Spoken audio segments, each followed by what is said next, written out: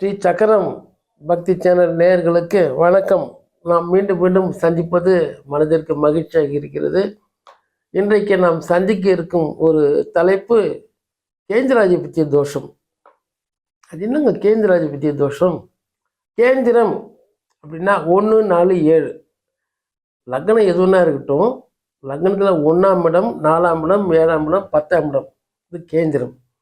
அங்கே பார்த்தீங்கன்னாக்கா செவ்வாய், சுக்கிரன், புதன், இந்த பக்கம் குரு, அப்புறம் சனீஸ்வர பகவான், இந்த 5 கிரகங்களும் கேந்திரத்தில் 1, 4, 7, 10 அந்த லக்னத்தில் அப்படி இருக்கணும். 5, 9 எங்கேயோ ஒரு இடத்துல இருக்கணும்.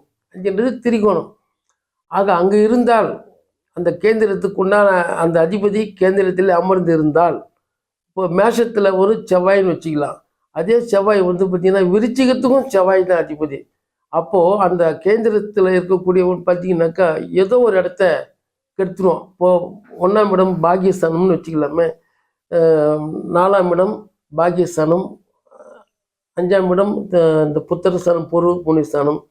இது மாதிரி இப்போ குரு போகன் இருக்கார். இந்த மீனத்திலையும் குரு வருவார், தனத்திலையும் குரு வர்றாருனாக்கா அதனுடைய ஆதிபத்தியத்தை வந்து கெடுத்துருவார்.